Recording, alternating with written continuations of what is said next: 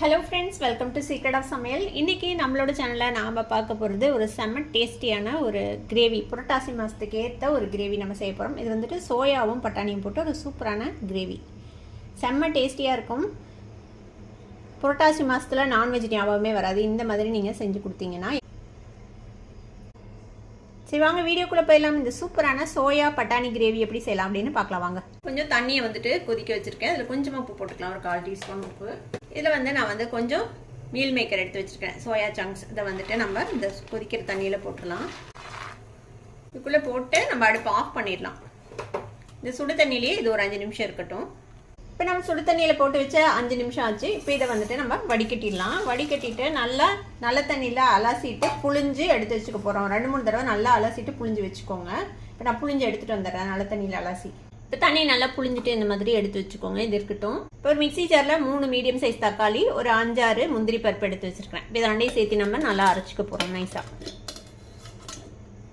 இப்போ இந்த மாதிரி அரைச்சி எடுத்து வச்சுக்கோங்க. இது இருக்கட்டும்.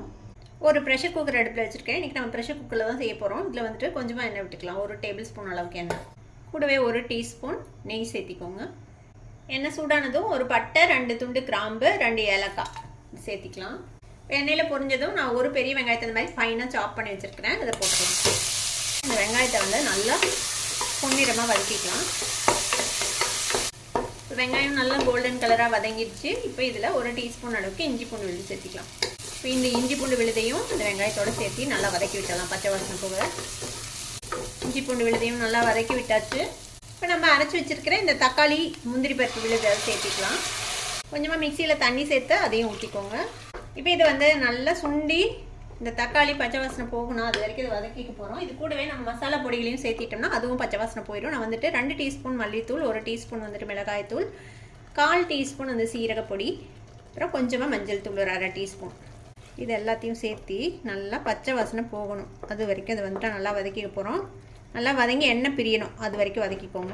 இந்த ஸ்டெப் ரொம்ப ரொம்ப முக்கியம். பச்சை வாசனை போகலைன்னா உங்களுக்கு கிரேவிலேயே ஒரு மாதிரி பச்சை வாடை அடிக்கும். அதனால் இது நல்லா வெந்து வர வரைக்கும் வெயிட் பண்ணலாம். இப்போ பாருங்கள், நம்ம போட்ட தக்காளி விழுது நல்லா சுருண்டு வதங்கிடுச்சு. பச்சை வாசனை போயிடுச்சு, அந்த மசாலா தக்காளி எல்லாத்தோட பச்சை வாசனையும் போயிடுச்சு. இப்போ இந்த ஸ்டேஜில் 1 கப் அளவுக்கு பச்சை பட்டாணி எடுத்து வச்சுக்கிறேன். இது ஃப்ரெஷ் பச்சை பட்டாணி 1 கப் அளவுக்கு சேர்த்திக்கலாம்.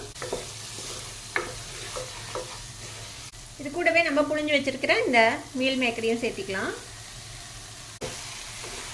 நல்லா ஒரு மிக்ஸ் பண்ணிவிட்டு நம்ம தேவையான அளவுக்கு தண்ணி விட்டுட்டு போகிறோம். இப்போ இதில் தேவையான அளவுக்கு தண்ணி விட்டுக்கோங்க. 1 கப் அளவுக்கு தண்ணி சேர்த்துருக்கேன் அதில். இப்போ இந்த கிரேவிக்கு தேவையான அளவுக்கு உப்பு சேர்த்திக்கலாம். இது கூடவே ஒரு 1/4 டீஸ்பூன் கரம் மசாலா பொடி சேர்த்திக்கோங்க. ஒரு பிஞ்ச் அளவுக்கு கசூரி மேத்தி, அதையும் சேர்த்திக்கலாம். எல்லாத்தையும் மிக்ஸ் பண்ணி விட்டாச்சு. இப்போ ப்ரெஷர் குக்கரை மூடி போட்டு நம்ம ஒரே ஒரு விசில் விட போகிறோம். வெயிட் போட்டுடலாம். 1 விசில் வரட்டும், அது வரைக்கும் வெயிட் பண்ணலாம். இப்போ 1 விசில் விட்டு ஆஃப் பண்ணியாச்சு. இப்போ நல்லா ஆவி அடங்கிடுச்சு. நம்ம ஓப்பன் பண்ணி பார்ப்போம். இப்போ பார்த்தீங்கன்னா தெரியும் பாருங்கள், சூப்பராக ரெடி ஆயிடுச்சு நம்மளோட கிரேவி. இது கொஞ்சம் செமி கிரேவி டைப்பில் இருக்கும். உங்களுக்கு நல்ல கிரேவியாக வேணும்னா நீங்கள் கொஞ்சமாக தேங்காய் கூட அரைச்சி ஊற்றலாம் இதில், அதுவும் நல்லாயிருக்கும். இப்போது கடைசியாக நம்ம கொத்தமல்லி தலை நறுக்கி வச்சுருக்கேன், அதை சேர்த்திக்கலாம். இது மிக்ஸ் பண்ணி விட்டுருங்க. அவ்வளோதான், சூப்பராக நம்மளோட சோயா சங்க்ஸ் பட்டாணி கிரேவி ரெடி ஆகிடுச்சு. இந்த கிரேவி சப்பாத்தி, ரோட்டி, நான், தோசை, ப்ரெட்டுன்னு எது கூட வேணாலும் சூப்பராக இருக்கும். கண்டிப்பாக ட்ரை பண்ணி பாருங்கள். இந்த புரட்டாசி மாதத்தில் இந்த மாதிரி செஞ்சு கொடுத்தீங்கன்னா யாருமே நான்வெஜ்ஜை மிஸ் பண்ண மாட்டாங்க. இதுக்கு மேலே லைட்டாக இந்த மாதிரி எலுமிச்சம்பழம் சாறு புழிஞ்சு விட்டு கொஞ்சமாக வெங்காயத்தோடு சர்வ் பண்ணிங்கன்னா அருமையாக இருக்கும். ட்ரை பண்ணி பார்த்துட்டு எப்படி இருந்தது அப்படின்னு எனக்கு கமெண்ட்ஸில் ஃபீட்பேக் கொடுங்க. அந்த வீடியோ உங்களுக்கு பிடிச்சிருந்தா சப்ஸ்கிரைப் பண்ணுங்கள், பக்கத்தில் இருக்கிற பெல் ஐகானை கிளிக் பண்ணுங்கள். அப்போ தான் ஃபியூச்சர் நோட்டிஃபிகேஷன்ஸ் உங்களுக்கு உடனே சேரும். லைக் பண்ணுங்கள்.